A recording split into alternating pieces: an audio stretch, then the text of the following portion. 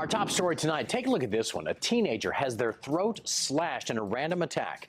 Thanks for joining us tonight. I'm John Brown. Good evening. I'm Luann Sorrell. This all happened right by the Daytona Beach Pier, and this man is accused of attacking that boy. Fox 35's Bailey Bockover is joining us live now in Daytona Beach. So, Bailey, you spoke to that teenager and his parents tonight.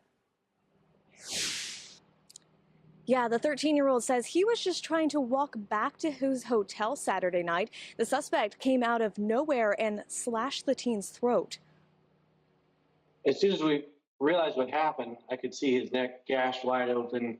I could see all the way down to the meat. 13-year-old Sullivan Clark was on his phone walking with his parents near the slingshot ride when police say Jermaine Long walked up and slashed his throat. His mom, Lori, initially thought it was a robbery. I thought he was stealing Sully's phone. As soon as he slashed him, I yelled. I said, "Hey."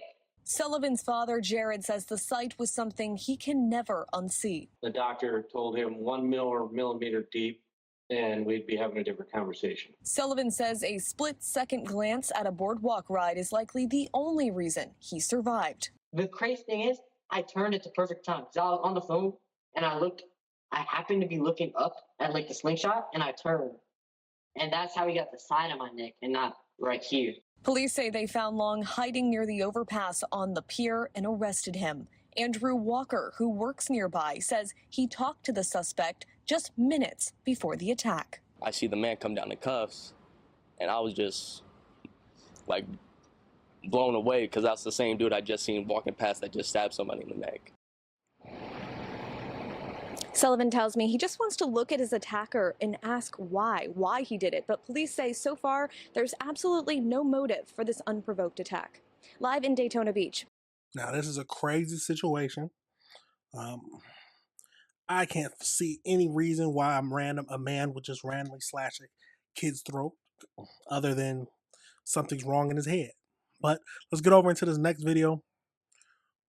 I'm Molly Reed, your Volusia County community correspondent. We're following up now on a shocking case out of Daytona Beach where police say a 13-year-old boy was randomly attacked with his throat slashed at the Daytona Beach boardwalk. Now, that suspect, Jermaine Long, is in the jail now here, and he will not be leaving anytime soon as the judge gave him no bond. That's something the victim's family pushed for after learning about his criminal history prior to this attack. Now, the mother of the victim reached out to our newsroom on Monday, telling us what happened while they were on their ride home to South Florida.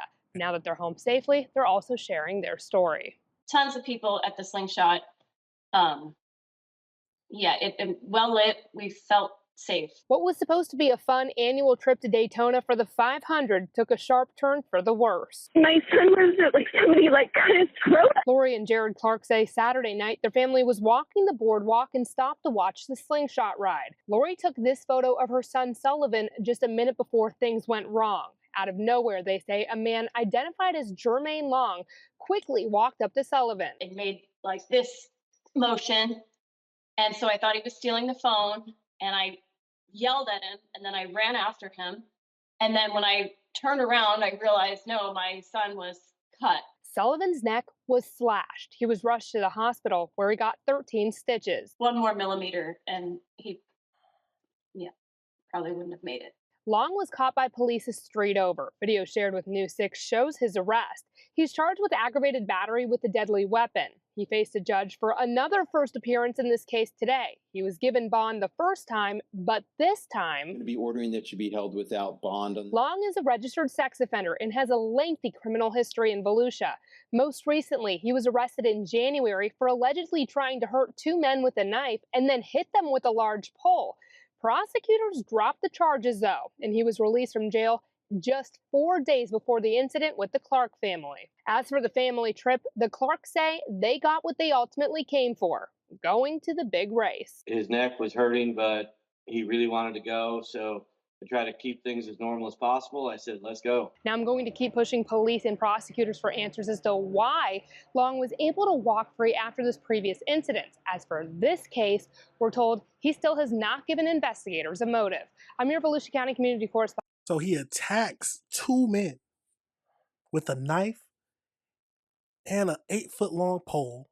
For some reason, the prosecution drops the charges. Could have been they didn't read him his rights. We don't know. We don't know the reason why they dropped the charges. But then he was released 4 days before, and he goes out and slashes a teen in his throat. His teen's throat. Could have killed him if he didn't turn his head at the right time. Let's go over into the AI breakdown just to get a little bit more information about this whole thing. So, as we know, on February 14th, a 13-year-old boy named Sullivan was the victim of a random, unprovoked attack near Daytona Beach Pier in Florida. While walking with his parents on the boardwalk, a man he did not know approached and slashed his throat.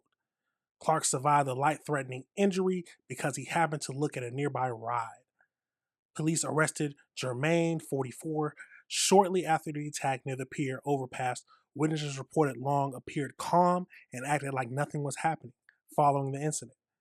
Long has been charged with aggravated battery and is currently being held in jail without bond. I wonder why aggravated battery and not attempted murder. Let me know your thoughts on that.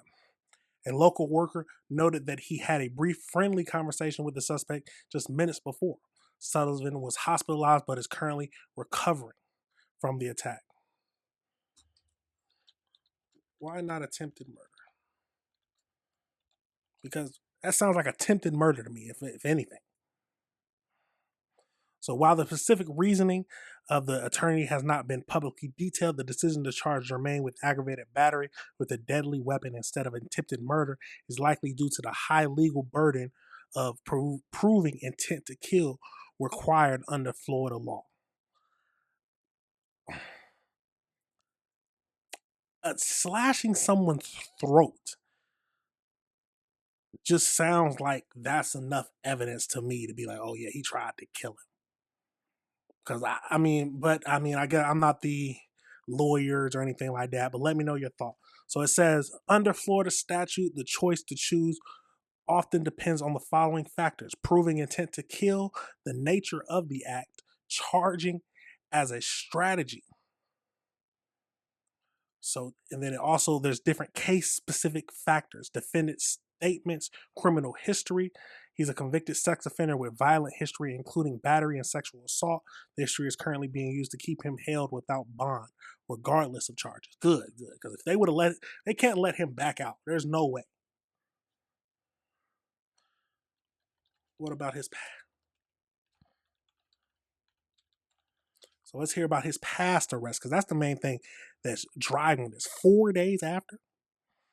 So Long was released from the county jail on February 10th, 2026, just 4 days before he allegedly slashed the 13-year-old's throat.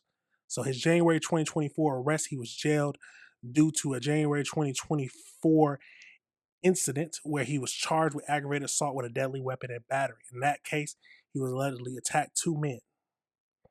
He was a registered sex offender, and he was convicted of a third-degree sexual assault of a child in October 14, 2026 in Douglas County, Nebraska. And other charges he has is battery, theft, drug possession, and trespassing.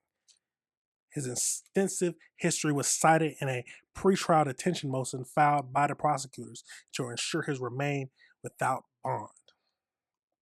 Good. I love hearing these crazy crimes and crazy criminals who should be held without bond.